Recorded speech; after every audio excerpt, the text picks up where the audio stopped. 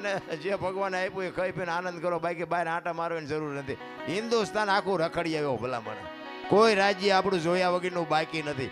ખટારાનો driver એટલે ઓગણીમી કોમ કહેવાય. એને પાણી પાક હોય. ઈ માણા ભજન ગાતો હશે બાપુ, કંઈક સદગુરુની કૃપા તો હશે ને, મારા મા બાપની કંઈક કમાણી તો હશે ને.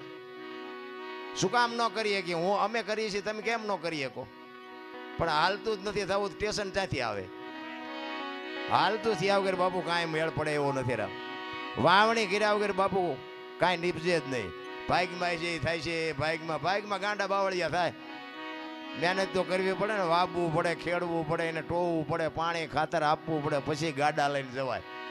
એમ નામ ગમે એની હારે ગાડા, ગામ આખું વાવતું હોય ત્યારે આપણે સૂતા હોય, ગામ ગાડા ફરવા જાય ત્યારે આપણે વાવણી કરવા જાય. શું ના ગાડા ફરો?